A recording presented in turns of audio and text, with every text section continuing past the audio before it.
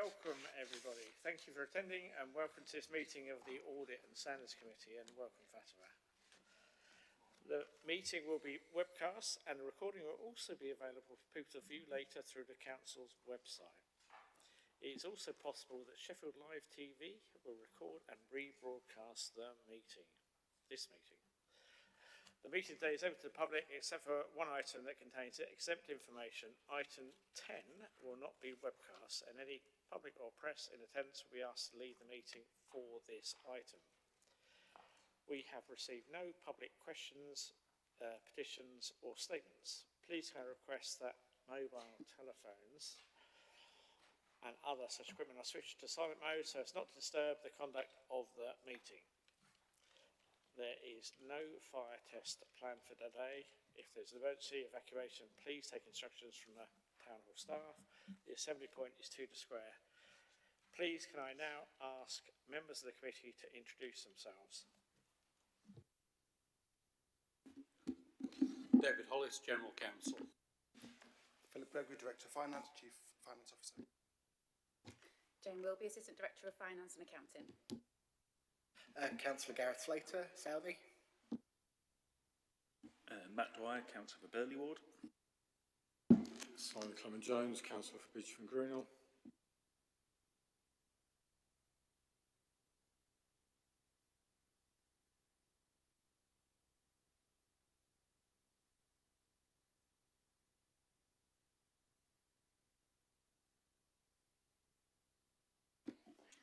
Fatima Adesanya, Independent Corp Member. Thanks. Maruf Ralph, Netherhead and Sharrow.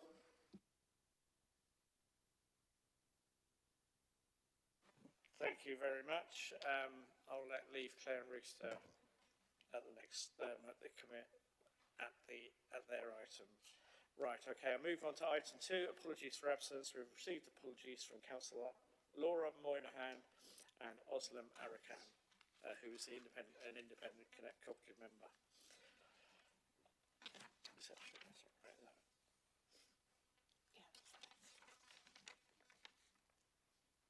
Would you like it to read that? Is it? There's no one. Sorry, I erroneously reported that there are items. There are no items require the exclusion of public and press. I'm slightly surprised myself. Moving on to item 4, declaration of interest. Do any members of business on the agenda? If so, please speak now. Thank you. Moving on to item 5, minutes of the previous meeting.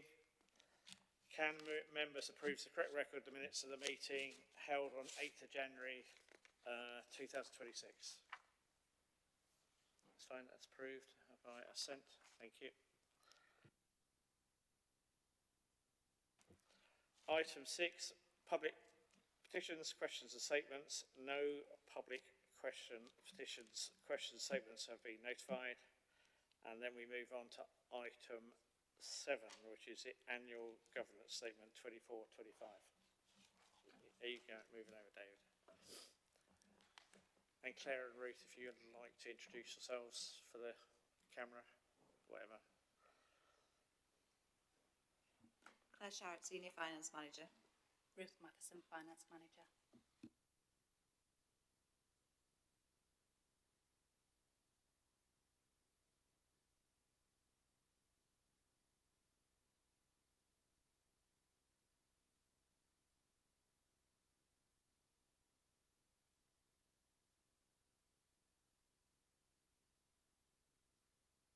Over to you. Now you ready?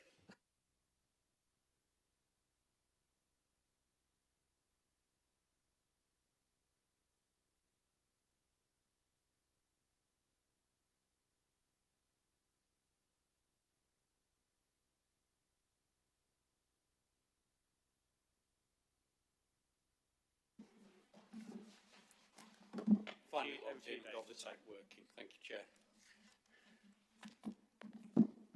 Members of the committee, this is the annual governance statement in relation to 24-25, so we are looking back quite a bit now. This is a process which is required as part of the account preparation and is included in the regulations. It's for the council to reflect on its governance arrangements during the relevant year and produce a statement as a result of that reflection. The process to get to the annual governance statement includes speaking to all the directors in the council and getting them to complete a form that highlights governance issues that have occurred in their services, interviews with each executive director, consideration by the senior leadership board, consideration by reports that have been prepared during the relevant year by internal audit, any comments from the external auditors that we think are relevant that should go in, and that produces the final report, which is also considered by the Corporate Assurance Board. The review itself necessarily comes up with issues that have been found in relation to governance, but that shouldn't, and therefore might be seen as a pessimistic view of the council's overall arrangements of governance, but that would be to give undue prominence to those areas that have been found without wishing to diminish them. The overall finding, as you'll find in the report and the governance statement itself, is that the council's governance arrangements are adequate, because there are significantly other governance arrangements within the council where there are no issues reported. So it's adequate, but with areas that need improvement. The report itself, the statement itself highlights those areas that have been found within 24-25 to be areas that are weakness in governance. Those are set out within your reports pack, pages 32 onwards. There is then a highlight of matters which were the governance issues that were still outstanding in 23-24 annual governance statement, and that starts from page 40 onwards, and there are updates in relation to each of those that are relevant as up to the current date as to where those matters are. What you then have at page 49 onwards, and particularly 50, is the timeline of those issues, that you can see that how they've progressed, or in some cases haven't progressed over time, and that those that are still ongoing. What's new for this year is that we've put in the status report that when we expect them to be resolved, and you will see that a lot of these matters are expected to be resolved during the financial year currently or in next financial year. The only one that may not be resolved in that year is the retention schedules matter, which is an ongoing matter where we expect the resolution to be confirmed within the 26-27 year, if it's not, even though it may not be fully resolved within that year.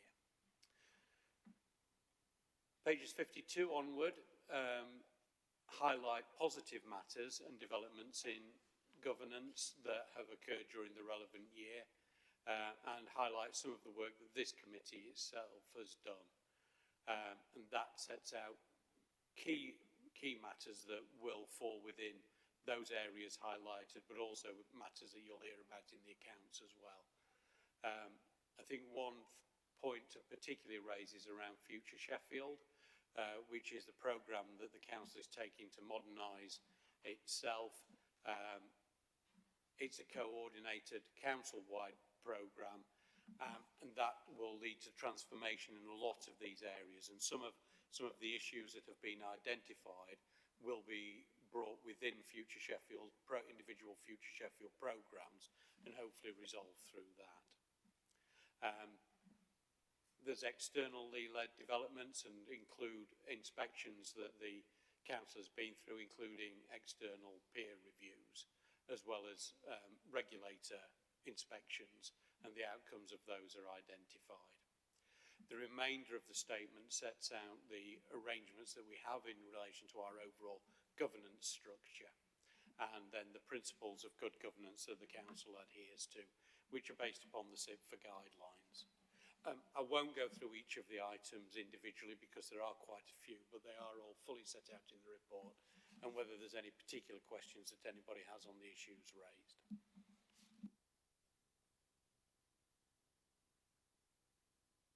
Do you have questions, Maruf? And then Matt. I'm happy for you to go first. Thank you.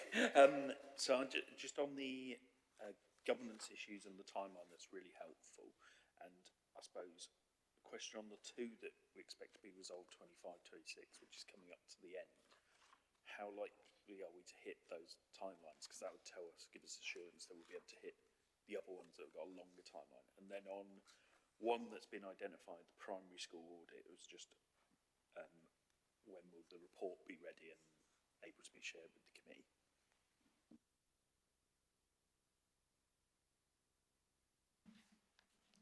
Sorry, the first one was...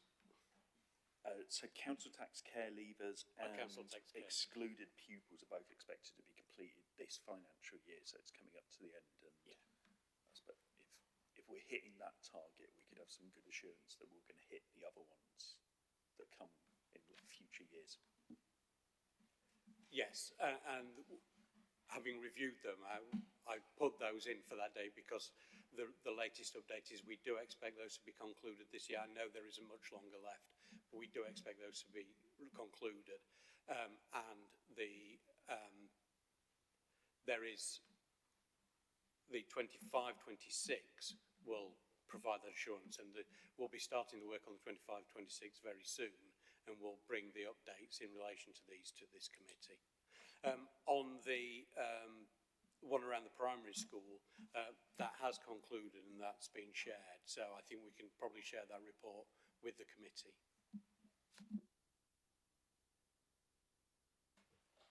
You go first, and then I'll take Gareth. Thank you, Chair. Thank you, David. As you know, the Green Party have always been very clear that we need to ensure that we scrutinise all matters of governance. So I've got a number of questions, and I appreciate you may not be able to answer these off the top of your head, so I'm happy to have some of these in writing if need be. So the first one is, given the report states governance is adequate but with significant weaknesses, what specific thresholds or criteria are used to determine when governance does become inadequate? I think that would be where we see significant failures across the board that are systemic and underpin the whole system of governance within the council, as opposed to finding individual weaknesses. So this report highlights individual weaknesses, but they don't of themselves or collectively show that there is an undermining of the overarching governance arrangements within the council, which are set out in the rest of the report. So it would be if we thought that there was no that showed that there was a failure of governance on a much wider basis. Thank you. And are you able to just explain how will officers track progress of the multiple ongoing issues expected to run into next year, and will there be any formal quarterly oversight of actions? Yes, they are reviewed by the Corporate Assurance Board, which is chaired by myself, and we take quarterly reports to update the actions from the annual governance statement. Thank you. And given the report confirms that there is still no corporate retention schedule applied consistently, what is a realistic timeline for this critical statutory compliance gap to be resolved? This is a difficult one because it's been highlighted in a number of years. I think, just to be clear, the council has retention schedules and retention periods. The problem is complying with those due to outdated legacy systems and data retention in the past that wasn't modernised and was much manual. So part of what we've got is that any new systems that we introduce need to have automatic retention periods and deletion in them. So that's one of the things that we are doing. So that means that for future systems, we're not making the current system of the legacy information any worse. We are addressing this. There's looking at specific resource, and there's a report being prepared around how we can address this, and that will be taken to the senior leadership team to consider an action plan to address the legacy issues. So I'm confident that during the next year we will have a robust plan for addressing this that will identify the timelines. What I wouldn't want to do is set out what the timelines are without that work being done. Thank you. And given what you've just said, with no dedicated records manager, how can we be confident that officers are confident that, for example, Microsoft 365 champions and data stewards do have the sufficient expertise to prevent further compliance breaches? They don't work in isolation, so they are the champions within each area. But if they can't find the specific records or how they should be handled, then they can seek that information from the subject matter experts within their service. So they work within the service. They can look towards the privacy notices and the corporate retention schedules that we do have. Also, the information knowledge management team within the council, which is headed by the data protection officer, will be there to give them support and guidance as well if that's needed. Thank you. And I think the public will rightly be concerned that there is a 12-year backlog of children's services records creating unmanaged legal and safeguarding risks. How are our officers going to ensure that doesn't continue to happen? I'll pick up the specific safeguarding issue separately. This is about legacy information, so it doesn't mean to say we don't have current information on in relation to safeguarding. But Mike Jackson wants to come in.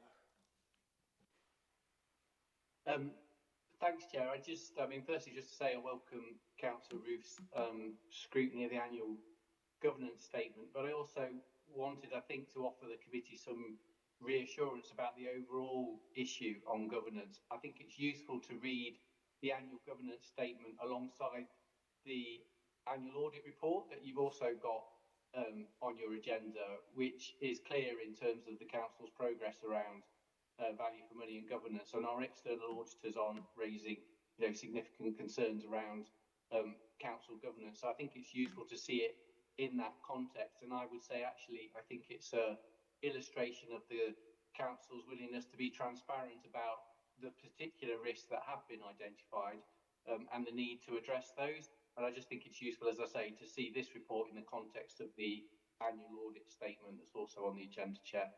Thanks. Thank you. There have been failures in EHCP timeliness and quality. What governance changes will ensure that these don't recur?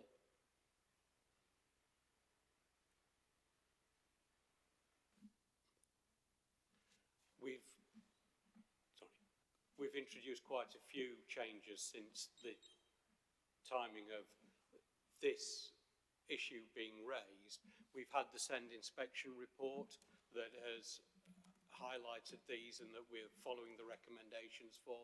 We've also got an independent board that's chaired by an independent person that is overseeing our SEND recovery. That's Edwina Grant, and she chairs the partnership board, and therefore we've got that external scrutiny in this as well. There have been significant changes within the structure of that team.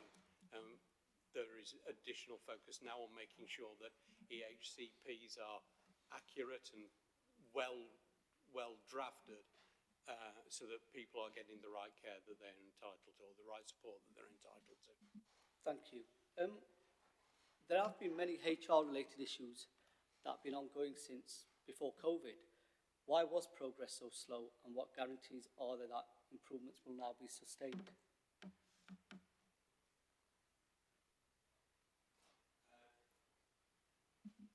I think this reflects, what we've reflected on this is that the council hadn't given sufficient focus to this previously, even though it was coming up in previous audits.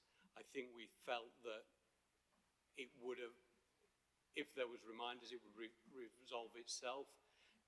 We've realised that that's not the case, and that actually these individual items that were highlighted are indicative of a wider culture here, and that's now receiving sustained focus under the new leadership within the people team. There's a new people strategy that's recently been endorsed by members.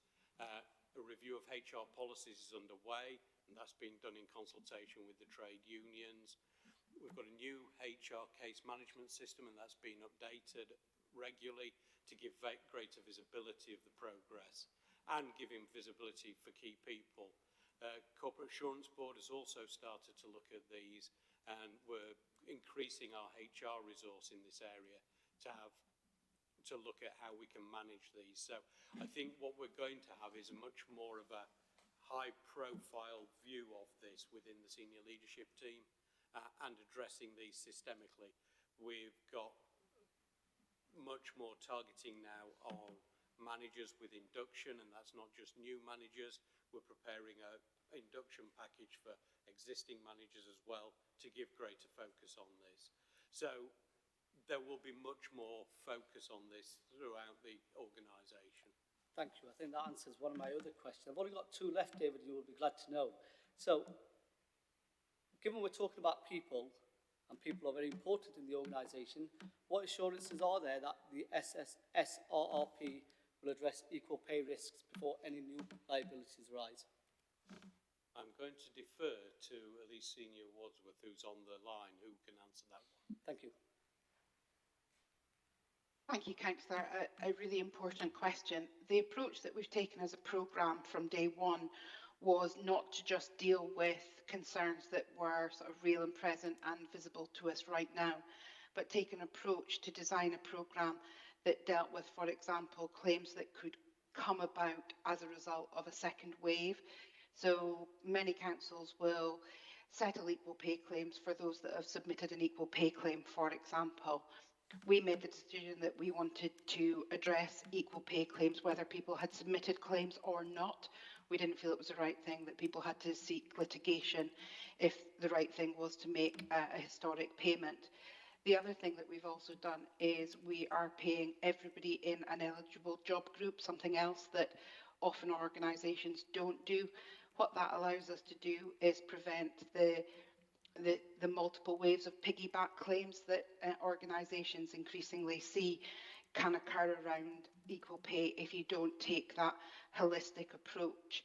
The final thing is that we're also really challenging ourselves to prioritise job evaluation in the organisation so that we have a new, fair, transparent pay system in place that would give people confidence moving forward. Thank you. My final question is on PFI. Given the critical nature of the PFI expiry... May I ask you, when you're using acronyms, can you actually, for the benefit of the public at large, can you actually read out the acronym, the actual full name of the thing before you say? Because PFI, I understand, but I want the public to be able to be as transparent as possible. When you're talking in acronyms to members of the public, it may not be useful. Thank you, Chair. Apologies. Given the critical nature of the public finance... Private finance initiative, apologies. Expiry, what specific risks remain for the August 26 handover, and how is this seamless and successful transition being evidenced? That is one that I will have to get back to you, Councillor Ralph. The audit looked at the structure that we'd got for managing the PFI. Philip might want to... Yeah, thank you. So since 24-25 has completed, we set up PFI Expiry Board, which looks collectively at all of our PFI expiry, so including phase 1, which is 6 schools, right through to the other PFIs that exist. So what we've done is looked at the governance that sits around PFI expiry and then delved into all the elements that we need to be on top of in order to be ready for PFI. The guidance from government is that you should prepare for PFI expiry at least 7 years beforehand. So we are slightly behind the curve for some of this. Some of the activity has been taking place, but there hasn't been a dedicated programme that's been looking after it until sort of middle of last year. So when is our first expiry coming up? August 2026. So the first wave of PFI expiries complete in August 2026. Those are a number of schools, and so we've been working with those schools and with the providers to make sure the providers have met their obligations and that the schools are prepared for the transfer of those responsibilities from the providers back to the schools.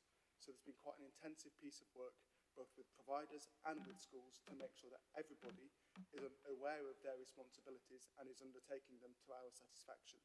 And that includes a lot of work with legal to make sure people are meeting their legal obligations and that we're satisfied also financially that we are meeting our obligations, but also providers through the initiative are also meeting their obligations, and especially in regard to life cycle maintenance, that those things are up to specification and are delivered on time prior to the expiry date occurring. So there's an intensive piece of work to catch us up, recognising that we are somewhat behind where we should have been. That is on track to deliver those expiry schools on time. They're aware of their obligations. We're working hard with the suppliers to make sure that they are fulfilling theirs. And then we have a programme that will monitor the rest of the PFI expiries that then come after that date.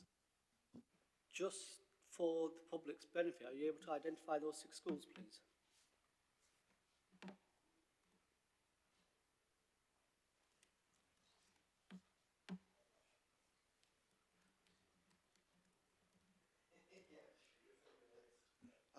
Sorry, it's in a separate side window. Ecclesfield School, Firldale, King Egbert, Mosborough, Owlerbrook and Tapton. Thank you. No further questions, Chair. Thank you very much. All I was going to ask about the PFIs, because obviously I hope we do get ahead of the curve, because looking at what happens with the tram track beds that has happened, which isn't exactly the same, I just hope that we're a bit more on the ball than the South Yorkshire Mayoralty was in taking over and making sure that the obligations are being met. Probably can't comment on the Assembly's ability to do that. It's just something that's been To give you some confidence, the next wave of PFI expiry is in 2030. So there's another round of schools, which I don't have a list of which ones they are. And then following that, 2031 is Howden House. Okay. So that just gives you a sense of the next PFI expiry dates that are coming. Thank you very much. Hand over to you, Gareth. Okay, I think I've figured out this is just because this report is written as if it was written. So it's saying with equal pay that we'll need at least 18 months to review. I assume that's not 18 months from now, that's 18 months from back then. That's page 36 according to the report, 54 in the whole bundle. And then the other one, a similar sort of question, the public health peer review. Again, it's saying we're actively responding to it. Again, I assume that was written as if it was April 25, not now. Yes, the public health peer review is a tense thing. We've responded to that. The equal pay, that will take 18 months. I think, Elise, what's the timescale from now? We are aiming to implement during 2027. We're doing the detailed planning of when in 2027, but job evaluation will conclude this year and we'll have a new pay structure during 2027.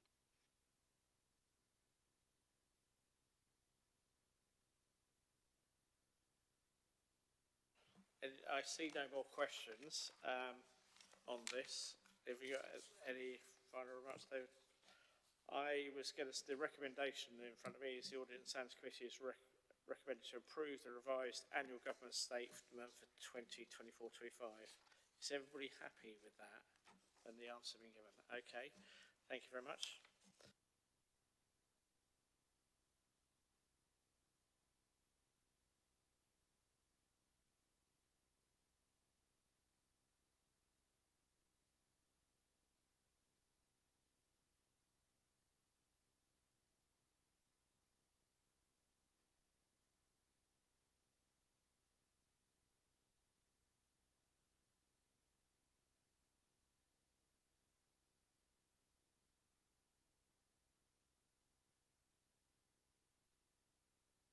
So I've got a trailing cable issue here. It's hopefully it'll be resolved in a moment.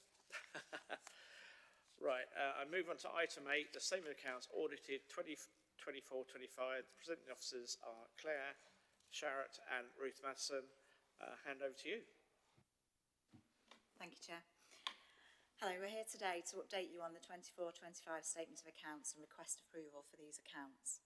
The Statement of Accounts is a statutory report which closes the financial reporting cycle for the 2024-25 year, and it reports in full the Council's financial position for that year. You first saw the unaudited accounts back in July, and since then these have been subject to external audit by KPMG. During the audit process, we've made some adjustments and we've updated the accounts as agreed with the auditors. There have been some very late presentation adjustments since the pack was circulated, which we've sent round earlier today, and this is now the final version ready for you to approve tonight. Once approval is given, the Chair, with delegated authority, and the Section 151 Officer Philip will both sign the Statement of Accounts and the Letter of Management Representations. This is a letter that's from the Council to KPMG to provide assurance to the auditors that we fully disclose everything required of us, complied with all the necessary registration and guidance so that KPMG can issue their opinion. I understand there'll be a minor late amendment to the version that was circulated in your pack. I'll hand over to Ruth and she'll take you through the accounts report you've got in your pack in more detail. Thank you. So, just to recap on the process so far, the financial year 24-25 closed on 31st March 2025, and a draft set of accounts were approved by the Section 151 officer and published and provided to KPMG on the 7th of July last year.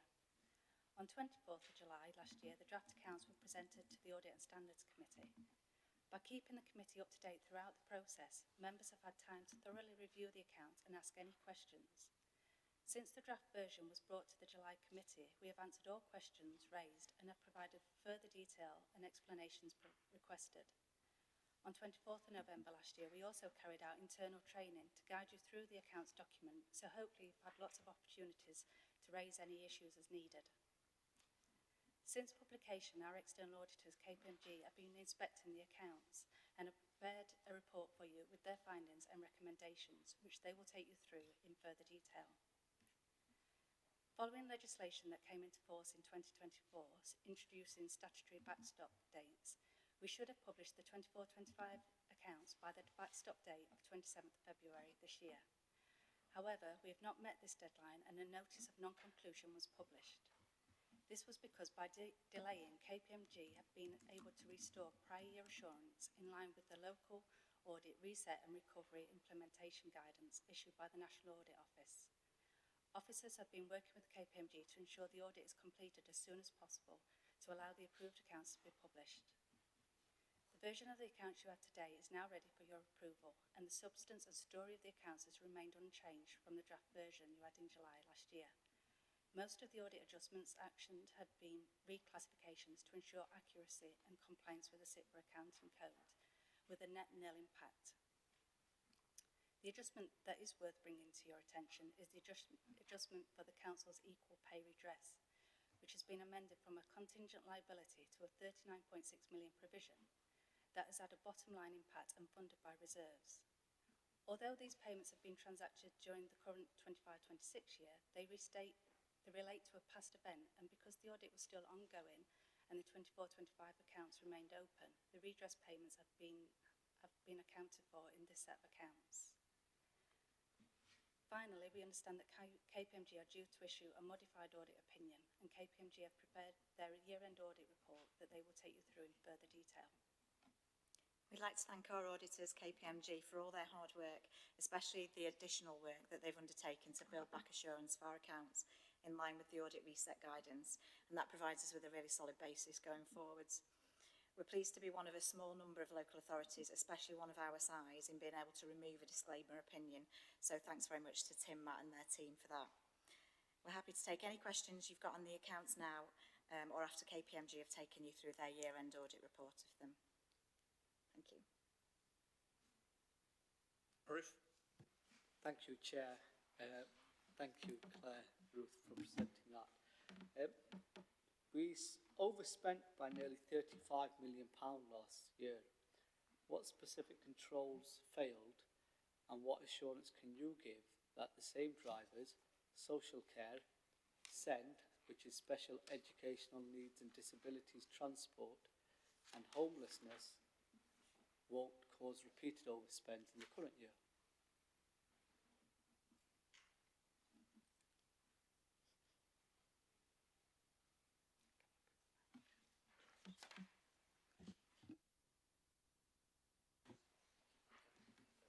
Thank you, Councillor. I'll answer this one.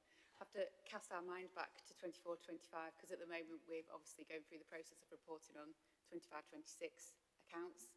So it's clear to say that it's my team that manages the budget monitoring position, and there's quite a robust budget monitoring position that exists throughout the organisation internally with internal stakeholders and different forums internally, and then also to members as part of policy committee reporting. In 24-25, the overspend occurred not from a failure of financial controls, but more about demand-led services and statutory services that were operating beyond the level of where the budget was set, particularly in adults, children's and SEN transport and homelessness. So budget monitoring operated as it was intended to, with financial controls in place, and pressures were identified early and communicated throughout the year in those different governance forums that exist within the organisation. Oversight maintained and promptly recognised and escalated when necessary. Monthly meetings happened where we look at spending patterns and looking at variances, looking at underlying causes, making sure that we're making those timely interventions where necessary. So overall, the processes and the governance was proactive, transparent and solutions focused throughout the year. The areas that were most stretched were based on volumes and complexity and in unit costs and obviously volatile post-pandemic market conditions. So for 25-26, the assurance is underpinned by continued focus on addressing value for money, risks identified by KPMG, ongoing improvements in scenario planning and budget processes, which include more robust assumptions for demand-led services in budget setting processes, and enhanced scenario planning for 24-25. Enhanced in-year financial grip, which includes regular deep dives on high-risk services, ongoing refinement of recovery strategies about emerging pressures, and then targeted transformation programmes, including SEND transport, social care and homelessness, where we've been focusing on long-term sustainability in those areas. So those risks do remain, but there is a commitment to continuous improvement in financial planning and oversight in those areas, particularly as the landscape continues to evolve. Thank you. And I know you've just mentioned value for money. So what value for money analysis has been undertaken to evidence that overspends, particularly the £17 million for children's services and £14 million for adult social care, represent actual unavoidable demand rather than inefficiencies in, say, for example, commissioning, contract management or practices within the organisation? Shall I take that one again?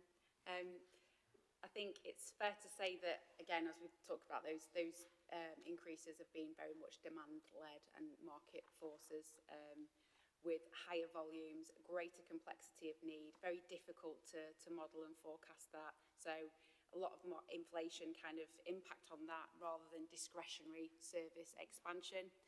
What we can say is internal benchmarking, internal analysis and benchmarking with core cities and nearest neighbours, other local authorities, ensure that the primary driver of that overspend is demand growth and increased complexity, and that's consistent across the national picture really. It's not just isolated to Sheffield, particularly in our high cost placements. So unit costs are subject to ongoing market testing and negotiation. We have new tools in place to support us to be able to do that in commissioning. And current evidence suggests that our cost pressures are driven more by volume and placement mix rather than higher prices. So we are actually seeing at the moment that we are maintaining quite a good average cost for our placements, but because of the kind of mix that we've got in those placements, that's what's driving the cost. So commissioning and contract management is, ongoing review in that area, with active work underway to reduce reliance on spot purchasing and out of area provision. So that's why in 25-26 We're looking at further commissioning reform and market shaping, practice improvement and reducing escalation into high-cost care, and stronger challenge and gateway and panel stages, so there's more panels that are being introduced as well. So I think overall we've got some good strategies in place to make sure that we're managing the market position and making sure that we're challenging the costs that we are paying, and it's broadly in line with other local authorities. Thank you. And given what you've just said about it's not down to higher prices, are you able to explain why the capital programme underspent by 32 million due to slippage? To what extent does this indicate weaknesses in, for example, project management or those financial planning assumptions that you've identified? So essentially, can the people trust the processes in place, Jane? I think you definitely can trust those processes. If you've been through Finance and Performance Committee, you will have seen that we have got a very robust capital management process and a very strong gateway process in place. Slippage is always difficult, and we did do a bit of benchmarking on slippage across what we look like compared to, you know, core cities as well. And it is, you know, across the sector, we do see quite a lot of slippage in capital programmes. And it's not a failure type of, you know, of one type. I think the slippage really represents a couple of things. So some of it's reprofiling to correct over-ambitious early phasing in the beginning of a project. Sometimes it's to think about managing affordability and risk within projects, and sometimes it's also about slippage where delivery risks have materialised due to capacity constraints, particularly in the construction sector. We've seen that a lot post-pandemic. Or extended design and planning phases. So there's lots of reasons why capital programme can slip. So there is areas that we can look at to improve in project planning and delivery confidence, but I don't think it indicates a breakdown in governance at all. Capital schemes will continue to be subject to the gateway approvals, regular reprofiling. There's obviously impacts in our treasury management strategy and financing strategy as a result of that. And member oversight is throughout the capital programme reporting cycle. But work is underway to strengthen project management capability and forecasting accuracy, which should improve confidence over time. Thank you for that very detailed answer. I know you've just mentioned construction there, Jane. So a number of construction projects have required timeline revisions, including the Heart of the City 2, Castlegate, and active travel hubs as well.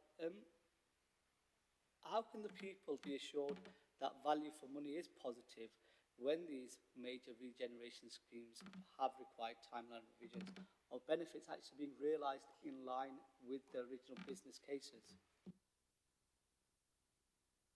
Some of these major projects are very complex, and being able to predict delivery timescales at the outset is quite difficult and subject to a lot of different variables. So timeline revisions do reflect changing external conditions rather than lack of strategic control overall. Value for money is assessed through updated business cases and affordability checks at those key stages and the key gateways and governance gateways that we've got. Ongoing monitoring of outputs, not just spend as well.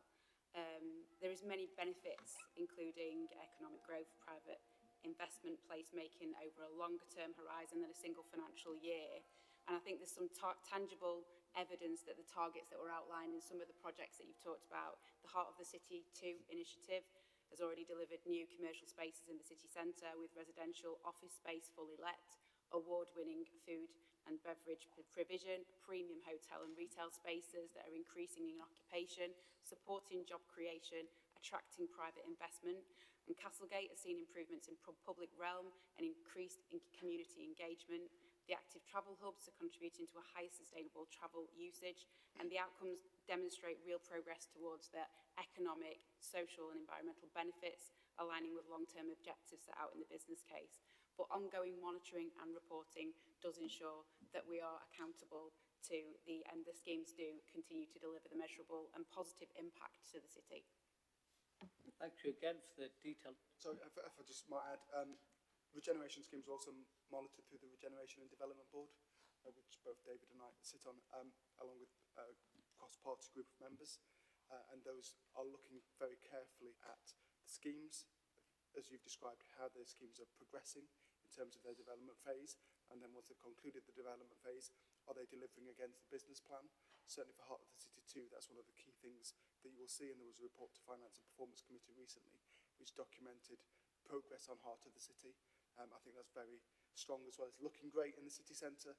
You can see that the occupancy levels are really strong, and we've got really strong offers that are coming through for the remaining retail units. So I think you can see that the council's ambition there has delivered something really positive for the city. Thank you. And my final question is around home to school transport and the overspend by £6 million. I think somewhere in the report it does say that over 1,000 additional pupils transported or have been transported using home to school transport compared to pre-pandemic levels, which is a significant amount and clearly a significant cost. What rigorous appraisal has been undertaken to identify more cost-effective provision, such as, for example, in-house delivery, route optimisation, or eligibility criteria reviews to save the people of Sheffield a bit of money? So we've talked about home school transport a lot in Finance and Performance Committee and Education, Children and Families Committee in terms of that public kind of facing monitoring that we do. But we have done a huge amount of work in that area, as you recognise. We transporting far more children to school than we did pre-pandemic, and some of that is due to increasing demand for the service and changes in legislation around that. We did do, the Council commissioned some comprehensive options appraisal in 2025, which was led by a strategic transport team supported by external consultants. And it examined some cost effectiveness, quality and resilience of in-house versus outsourced models. The findings indicated that while the in-house provision offers greater flexibility for complex send cases, outsourced contracts did remain competitive for mainstream routes due to the economies of scale. And as a result, the mixed delivery model is retained, but with clearer contract performance measures and tighter controls. We have also introduced new route planning software, which has enabled real-time mapping and pupil data to identify more efficient transport routes. We've consolidated journeys, reducing that single taxi occupancy, and also done a full procurement review, renegotiating several major contracts, including introducing a dynamic purchasing system for ad hoc and specialist journeys. There's also been big policy review in that area as well. So cross-directorate working group completed a review of eligibility criteria in autumn 25, which benchmarked our policies against statutory requirements for best practice from comparable authorities, which has led to updating guidance for school and families, improved clarity in assessment process and tightened approvals, which has also reduced demand in that area. So there's been a lot of interventions. We've also talked a lot about travel training, in introducing independent travel trainers to kind of get that independence back into the pupils that are able to do that. So there's been a whole range of measures of options that have been introduced to kind of reduce demand, but also cost in that area, which we've seen quite a big improvement in the year. So through the budget monitoring reporting, we've seen a big turnaround this year, particularly in the last quarter of 25-26. So we've responded and done that options appraisal, as you kind of suggested there, with a robust package of evidence-based reforms that are continuing to deliver cost effectiveness and operational resilience in that area. Thank you, Jane. Seems like I need to move over to the Finance Committee next year. No further questions, Chair. Thank you. I wonder whose idea independent travel trainers was as a budget amendment. But anyway, I'll pass it over to Gareth. Another very geeky finance question. Page 137, regarding the loan portfolio that we've actually got some fixed rates at under market value. Is that likely to continue into 25, 26 and preferably even 26, 27? Can you do my Without finding the exact details of the loans that you're referring to at this time, What I can say is we've got a proactive treasury management strategy, and we're constantly looking at making sure that we're optimising our rates where we can. Philip, can you? Page 137. I'll ask you again in finance instead. Yeah, maybe do so. Unless Claire, you'd like to comment on that one. Categories there that you're looking at. We ensure that our loans are they're profiled so that the way that they mature and the way that then we can refinance is spread and smoothed. As Jane said, we're always looking at reviewing and trying to get the best deal. We've just recently repaid some LOBO loans, which are quite flexible around and very sensitive to kind of market conditions. So we've repaid some of those because it was in our better interest to do that. And so, yeah, so it's an active treasury management strategy all the time to constantly be looking at that and get best value, yeah. I would also say on the upside of that as well is the investment strategy, which, again, that's the other side of it. And we've made some really good returns this year on the interest rates being better. And so, again, how we invest our money it takes the same approach as well.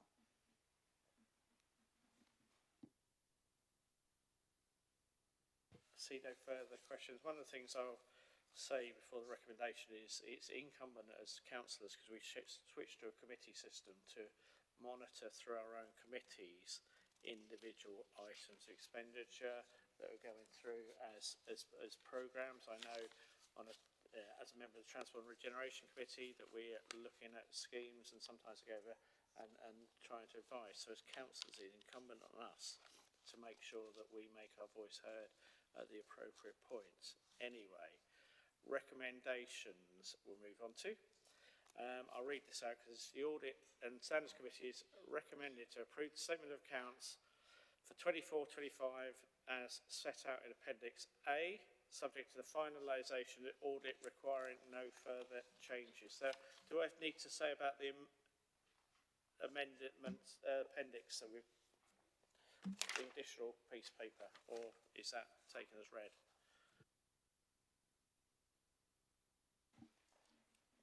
So the approval tonight is the version that was sent round earlier, including those minor adjustments and the letter of rep that KPMG have kind of notified us earlier that may change. So it's that. Okay, thank you for that. That clears it up.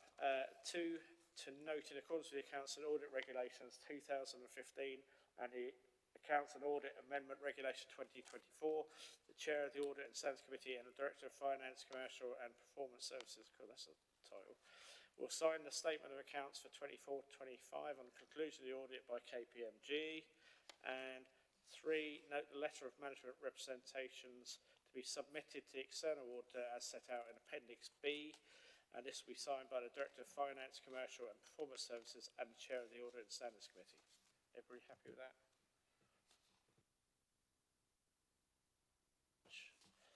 Right, I move on to item now, report to those charged with governance, ISA 260. The presenting officer is Matthew Moore, KPMG. Looking right, yeah, my eyesight's not as great as it ever used to be. Who is joining us remotely. Hand over to you. Thank you, Chair. If you don't mind, I'll just sort of introduce where we are with the audit and sort of set the scene for both items 9 and 10, if that's okay. And then I'll sort of hand over to Matt to present the ISA 260 in a bit more detail. Good evening, everyone. I'm Tim Cutler. I'm the partner for KPMG that leads the external audit. I'd start, I think, firstly, picking up on some of Claire's comments when she was talking through the covering report to the accounts. Firstly, we could apologise for submitting these reports very late, albeit by the time we end up sort of covering these items, hopefully you'll understand that lateness is for good reason. And as Claire said in her presentation, what we've been trying to do in the last few weeks is remove the disclaimer on your balance sheet to allow you to return to an unmodified position over the next couple of years. So that is the reason, and I'd like to just echo Claire's thanks back to the finance team to say thank you very much for working with us so well over the last few weeks and months to achieve that outcome. And again, we'll come to talk in a little bit more detail as to how we've arrived at that position. But I think it's probably helpful just to refer to page 73 of the pack, which is actually in management's covering paper, but I think that very well articulates the position we've got to with the accounts and where you can expect to be over the next couple of periods. So on page 73, we've set out there a table which basically articulates the periods under which a disclaimer was reported and where we are this year, which is the middle line there on 24-25. So essentially where we have now got to is an unmodified closing balance sheet. So we are able to give you assurance not only on the upper half of the balance sheet where PPE, debtors, creditors, etc. sit, but we've now also got to the point where we are able to give you assurance on the closing position of reserves, and crucially for a local authority, the mix between usable and unusable reserves. And I'll let Matt summarise sort of the approach we've taken to that and how we've gone about it, but that is the crucial point, because as you can then see on the next two rows of 25, 26 and 26, 27, by achieving that unmodified position on the closing balance sheet, we are then able to unwind the modification that remains on the opening balance sheet through the next couple of years, so that by 26, 27, you should have a fully unmodified audit report, which again, as Claire said, is a rare achievement, particularly for a large authority with the complexity that you have in your operations. To work to that aim and that outcome is an achievement that's not going to be shared with that many similar sized authorities this year. So again, thanks to the finance team for allowing us to achieve that. So on to the reports themselves. There are two reports. There is the ISA 260 report, which is the more detailed report for you as the audit committee, as those charged with governance, which summarises in more detail the work we've carried out on the financial statements. And there is also the annual auditor's report. The annual auditor's report is the public summary that you should publish along with your statement of accounts, which summarises at a higher level the work on the financial statements, but also the detailed value for money commentary that we conclude upon as part of our audit report as well. Now, you will remember, I'm sure, that we have presented to you both reports in earlier drafts to both the September and the November meetings. So if you remember, in November, we presented an initial draft ISA 260 with some of the early findings, and we also presented a draft annual auditor's report, which summarised where we'd got to on some of the significant risks and confirmed that there was some outstanding work. So we'll now present the two reports to you, more focusing on the work that's happened since November, and then happily take any questions maybe after each report has been presented. So I'll pass over to Matt now to talk you through that ISA 260 report. Thanks, Tim. So the ISA 260 itself is, as you'll see, there's some elements still in red. What we try to do with that is where we've still got some very small bits of work to finish off. We conclude where we think we're going to get to. And those are in red, but are clearly still open to change. But at this stage, we are at the position to conclude the wording that is in red still for valuation of land and buildings on page 5, for example. So we have concluded it. They are free from misstatements, and there is still a little bit of work to do. But at this stage, we're still concluding that position. We concluded on the valuation for pensions of post-retirement benefit obligations that, again, they're free from misstatements, and again there is a small adjustment that's been made, and again it's highlighted on page 32 of our report, which again has been corrected by Claire and the team. So management override of controls, well, there is no evidence of management override, so all good for that significant risk. Going down onto the other risks, the adoption of IFRS 16 was first year for that standard. We've reviewed the adjustments that have been made to bring that standard onto the balance sheet, where we've got sufficient assurance that that is complete and free from misstatements. We raised an audit risk on the major sporting facilities, which included both the repayment of the bond debtor from Sheffield City Trust, and that was repaid not in cash, but in you received the 3 major sporting facilities back, of which we've then worked through the accounting entries and capital financing requirements. We've identified one adjustment which was more around grossing up the entries that had happened rather than any changes in the overall position. Again, that's been corrected, highlighted on page 33, and we're comfortable now that the new leases that have been set out for those facilities have been accounted for correctly going forward as well. And then probably the bit that Tim's touched on, which is the build back assurance.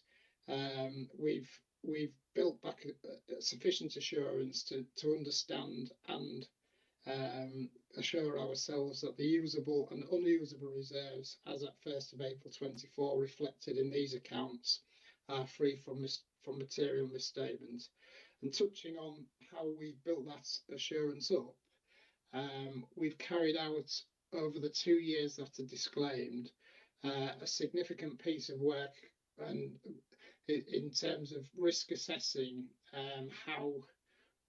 risk assessing a way which we would be able to assure ourselves that the movements in the reserves for the 2 years that were disclaimed are in line with the information that's in the public domain around your budget spending, your overspending or underspending, use of reserves that you planned through your budget, monitored throughout the years, and making sure that your financial statements reflected what had actually been reported through the years.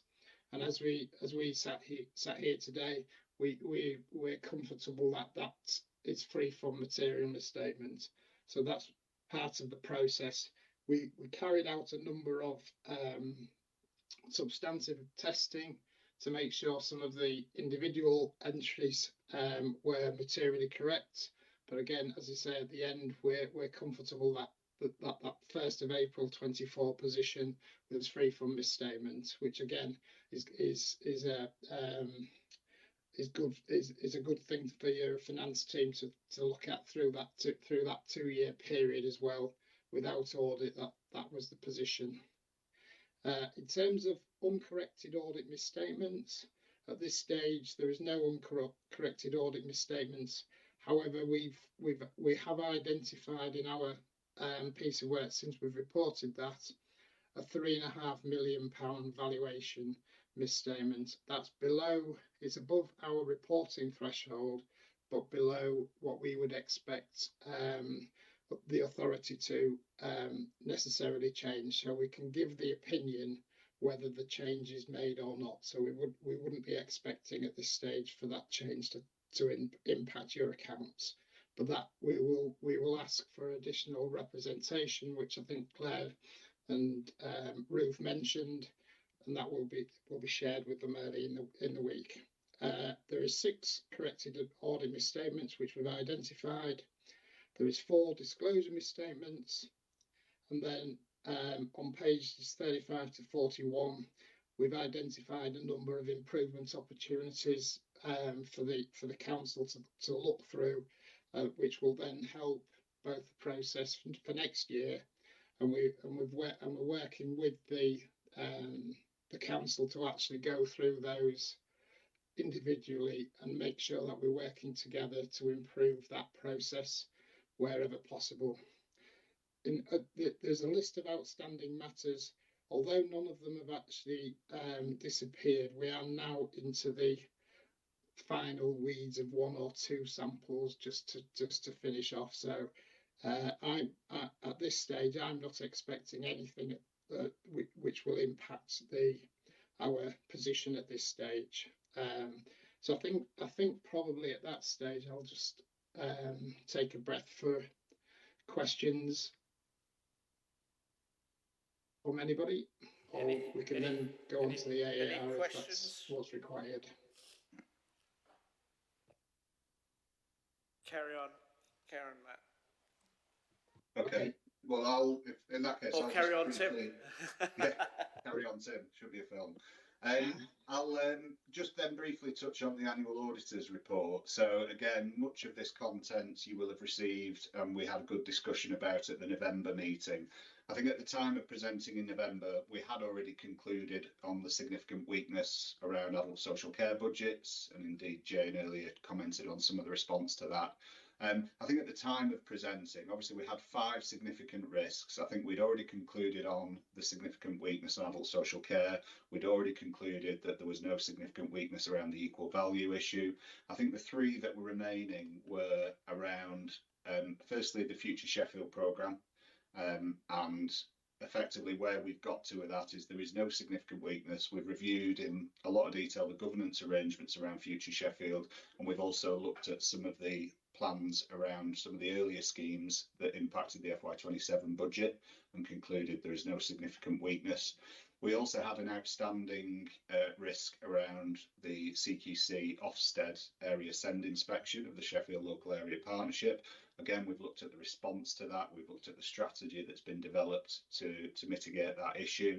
And because of that, and also the fact that issue is shared with the Integrated Care Board, we're happy that there's no significant weakness in that area.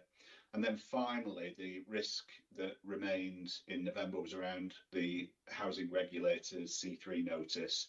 Again, if you remember, this was the weakness that was in place for our FY24 value for money conclusion. Whilst the regulatory notice remains in place, we have looked in great detail at the response that the authority has made to the regulator's notice, and we're satisfied that the arrangements that have been put in place, and indeed the tone of the interaction with the regulator since that, means that we don't believe the significant weakness remains. Whilst the regulatory notice remains in place, we're comfortable that the response is sufficient to remove that significant weakness. So in summary then, it is just the one significant weakness around adult social care, and the response to that, I think, was already due to be met for the March 27 budget, and we'll validate that as part of the FY26 budget cycle. So happy to pause at that point and take any questions on the annual auditor's report. I see no questions at the moment. Thank you very much for your work, Tim and Matt, for all this on. And I think I'll take, if you take, because we've taken 9 and 10 together, haven't we, in effect? It's a good thing, and thank you for that, because one of the things, obviously, after May, one of the things I've been trying to instill is to make sure that we've got some people who may get into this chamber who may not necessarily be looking toward, in my opinion, towards the good of the public at large in Sheffield. And it's good that we're in such a financial situation in terms of the accounts and the probity of them and the effects. And thank you very much to the officers for all their hard work, and thanks for Tim and Matt for that as well, shall I say. So the committee is asked to note the note the report to those charged with governance, which is Matt and Tim, and to note the auditor's annual report. Thank you very much. Right, thank you for your time. Okay, we're going to move on to item 11. You're moving again? Or? You'll just hang on a second, Rod. No, it's not closed.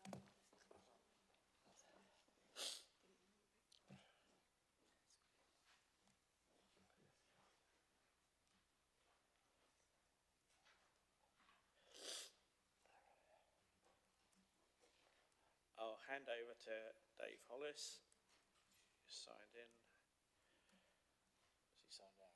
Yeah. I'll hand over to you, Dave. Thank you, Chair. This is the annual report that we prepare in relation to standards complaints. It goes by way of a report to full council from this committee, and therefore includes other matters, including the activity of this committee throughout the year.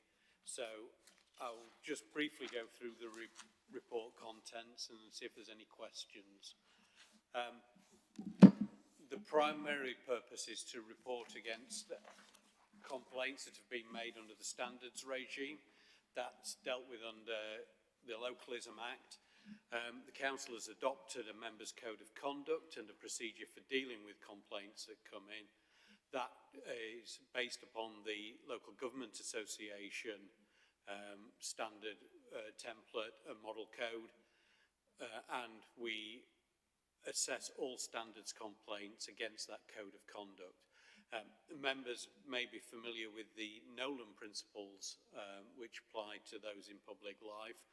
The code is based upon the Nolan principles, but complaints made under the standards regime have to be against breaches of the code of conduct, as opposed to complaints against the Nolan principles. So it's the actual code that we use when assessing these. This committee has a specific role in relation to promoting standards in the council, and that's set out section 2 of the report.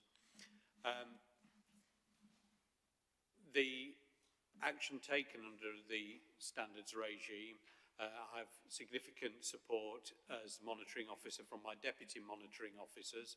They are Robert Parking, Sherry Grant and Lindsay Tomlinson, and I want to extend thanks to them for the support that they've given. The monitoring officer is a statutory role under the Localism Act, and as well as the standards regime, I also have to have control of members' reporting of their interests. That is done on a regular basis, and the register is kept updated and is available for people to view online. Also want to thank the support that has been given to this committee by Philippa and Jay, but also by Sarah Hyde, who assists in the standards complaints as well. So moving on to the figures for the year to December 2025, there were a total of 33 complaints in that year. That compares to 21 that were received in the same period up to 2024. So that is an increase. However, you'll see that 10 of those complaints were rejected in the period.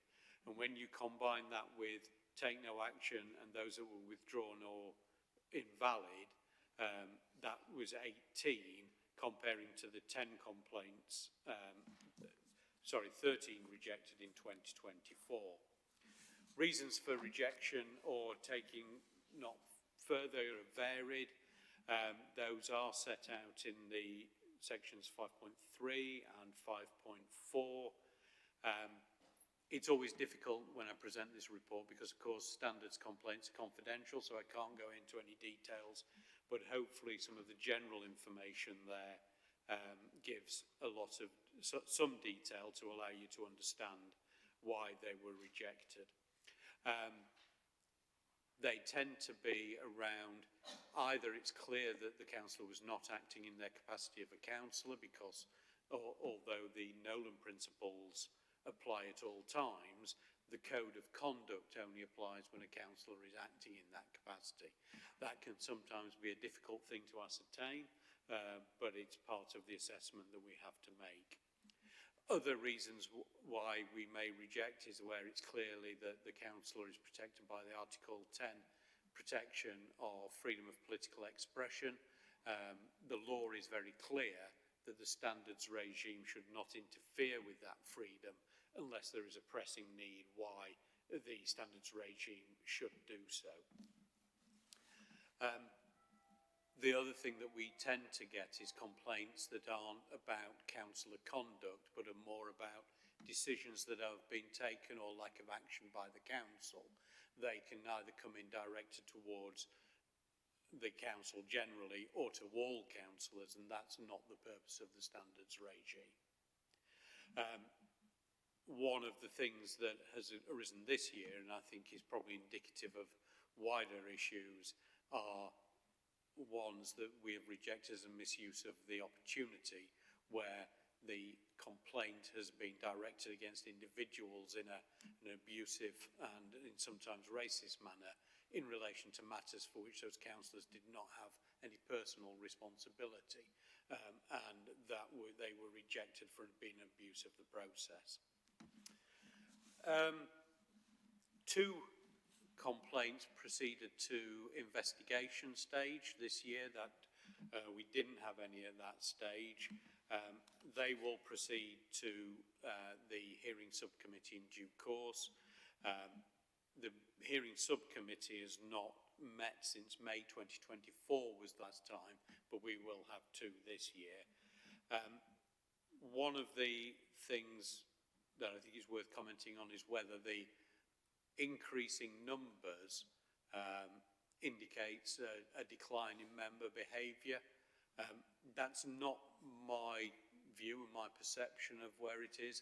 I think it's partly a misunderstanding of what the standards regime is for.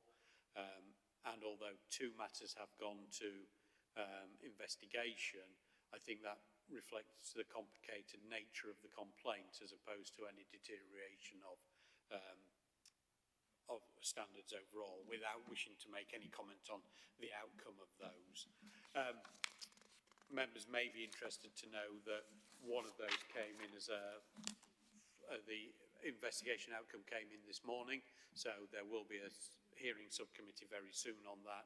And the other one, the investigation is concluded and it's now out for comment on the investigation findings, so I expect that one to come through very soon as well. Paragraph 5.7 sets out the reasons when we may take no action or when we refer matters to investigation. I also want to thank the independent persons. The Council has 3 independent persons, Karen Widowson, Martin Thorpe and David Irvin. They provide invaluable assistance both not only to the monitoring officer to give us guidance when we're considering standards complaints, but are also there to be able to assist and guide members who are the subject of complaints throughout the process as well. So I particularly want to thank them for their assistance throughout. Dealing with the further matters in the report, which include the work of this committee, there are the elected members who are members of the committee, but I also want to thank the 3 independent co-opter members. Clearly Harshan and Fatima are here today. Oslam has given her apologies. I want to thank them for the volunteering to be on this committee, but also to thank James, who was previously on the, James Bracknell, who was previously on the committee and retired earlier this year. Particularly want to thank him for his assistance that he gave. The year ahead, this report may look different next year because we will have it's possible that by then we may have had the legislation introduced to update the standards regime following the consultation taken by the government. So at the moment each council adopts its own code of conduct, although most do use the the Local Government Association model code. We investigate alleged breaches locally, and the sanctions are limited, and I think it's generally accepted that the sanctions are limited. The government is now looking at mandating a national code. They are probably not going to allow local additions to that, but it remains to be seen. But their response to the consultation suggests that there will be a national code. What they're also looking at doing is looking at stronger sanctions. That is likely, again, although we are waiting the legislation, to include suspensions and disqualifications for members who have been found to breach the code of conduct. But that would only apply in the most serious of cases. We would wait to see if there's any guidance around the threshold for those sanctions to be imposed. What's also likely as well is the ability to appeal against any finding. That's not only for those members who have been found to be in breach of code of conduct, but an appeal or possibly a review with thresholds for those who submitted the complaint who are not satisfied with the outcome as well. But that's something that we await to see, and more detail will be brought through this committee, and you'll be updated as we know more from when government announce more. So that's the review. Unless there's any particular questions, I'm going to Simon first, and then... Thank you, and thank you for the report. And as somebody who spent a great deal of time working to sort out our rules and regulations on this, I'm interested to see what the government comes up with after. Say, a lot of discussions we've had in this place. I suppose in terms of my question, what I don't get from this report is any sense of timescale or times taken. So justice delayed is justice denied. So, you know, are we, you know, what I would have liked to see in this report is, are we dealing with them in a timely fashion? And I mean, especially where it moves to an investigation and then possibly a subcommittee. How long has it taken between, certainly for the two, you mentioned one that's just the investigation has come in, and the other one. How long it's taken to get to where we are now for those two? Thank you. So that has taken some considerable time, and I think that's reflected in the nature of the investigation. So the protocol suggests that an investigation should be concluded within 8 weeks from when it started. There is, of course, an assessment period before that. Unfortunately, the two investigations that were outstanding, they were referred for investigation at the start of the holiday period last year. That created a delay in the investigation starting, but it did commence relatively quickly in August time. But given the nature and the need to go back, they've only just concluded. So whilst there is a guideline that we should try and complete them within 8 weeks, sometimes the nature of the actual investigation means that they can't be concluded within that time period. One of the things that I am hoping to do is look at how we record the information in relation to these, so that we can give you information against the timescales that are set out in the protocol. We don't have that accurately recorded at the moment, but it's one of the things I'm picking up so that we can give you an idea of the timescales overall and how many are dealt with within the timescales that are set out in the protocol. Mine was related to that national change and when we'd expect it to come in, so you've answered that we're expecting to hear and update us in the future.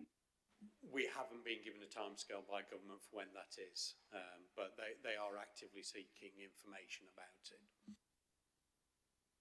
The question I'd like to ask is, given that we've just had the end of statement of accounts, etc., is do you anticipate having to put additional resources in if this code of conduct that the government plan to introduce will, because obviously with the stronger penalties is likely to then mean, potential penalties is likely to mean that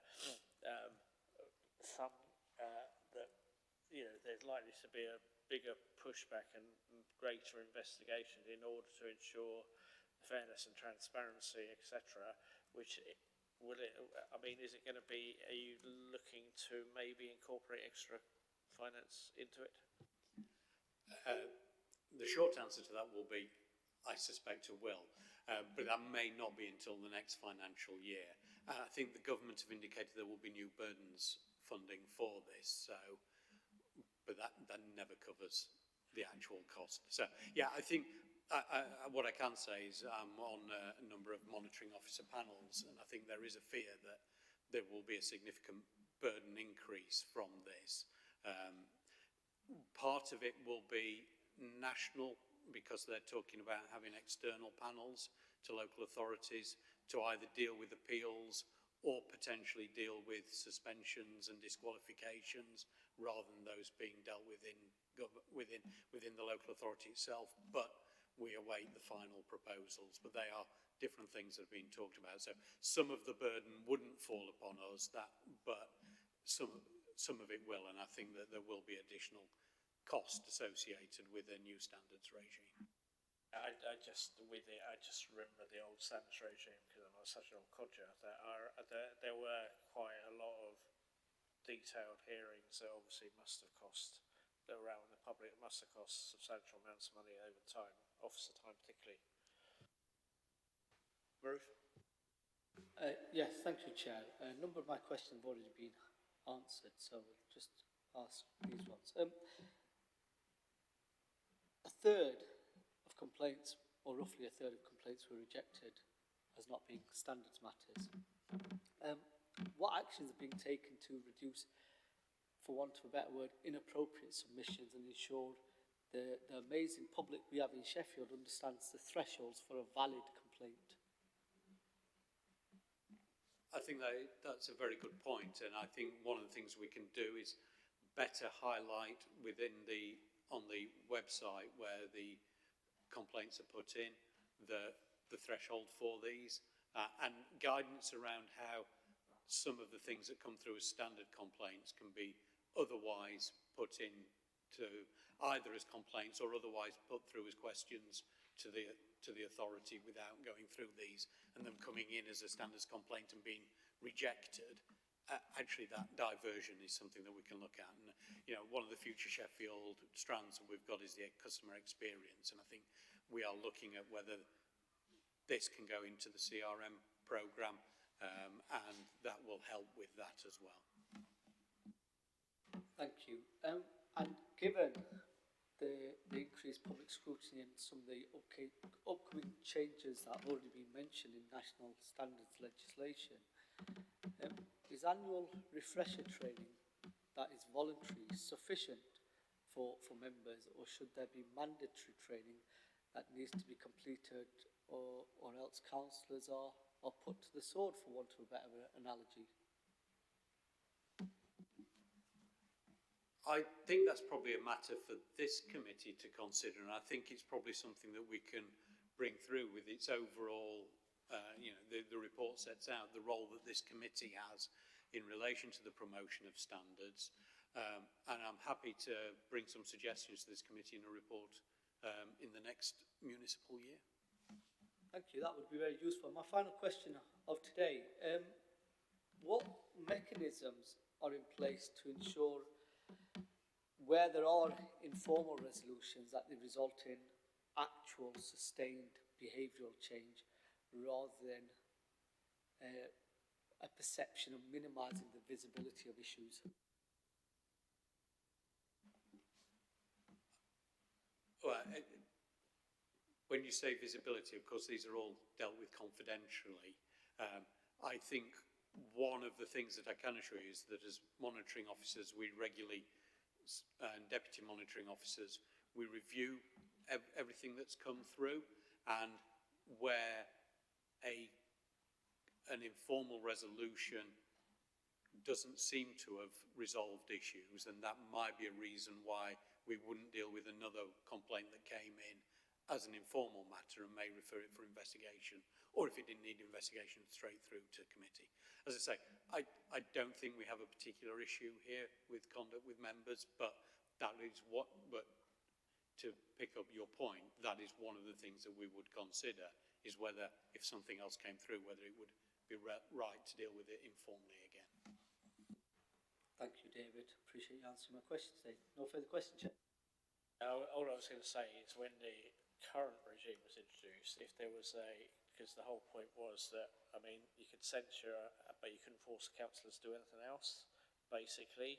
But then the next step was a criminal level of liability where councillors would be prosecuted if they were, there were certain standards of behaviour which potentially could cause that, which I hope that the government will have learnt a lesson from the previous standards regime and incorporate some of the better things that it had in any new regime, which means that councillors may be forced to, with their behaviour, but may as part of any, I'd hate to say punishment, but as part of any process that they went through, potentially. And I think, if you're going to bring a report back, it'd be nice to have input from members on what, and also the wider councillors, to find out what we would want to see, because it needs to be tough but not so onerous that there's lots of vexatious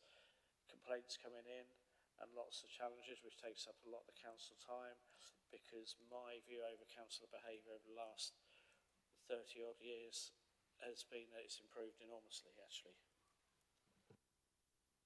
Thank you. I think one of the things that the government are proposing is that making frivolous standards complaints would be a standards issue in itself. The problem with that is that only impacts councillors making frivolous standards complaints. It doesn't impact other people making frivolous standards complaints. Thanks for that, Dave. The recommendation of the Audit and Standards Committee is to receive and note the report acknowledging the work of the Audit and Standards Committee January to December 2025. Send thanks to James Brackley for his contribution to the committee as an independent cooperative person, and forward the report to the next available full council for endorsement. Are we happy with that? Okay.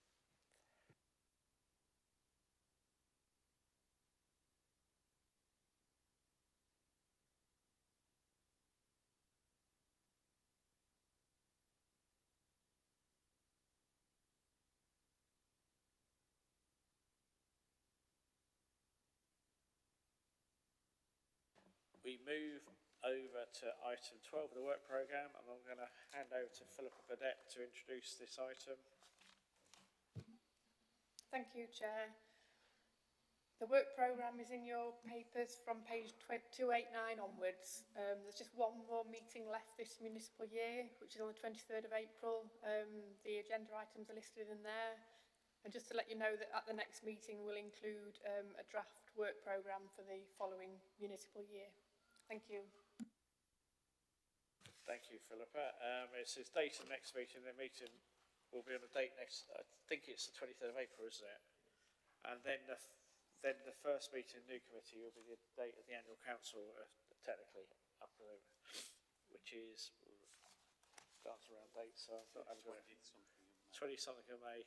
So anyway, so thank you to everybody. Thank you to independent cooperative members today. We've got lots more work to do next year. We've got to make sure that the accounts and standards, etc., audit is all held to account for next year, so that Sheffield can carry on the right path in terms of its probity in its standards accounts and standards generally from councillors. Thank you.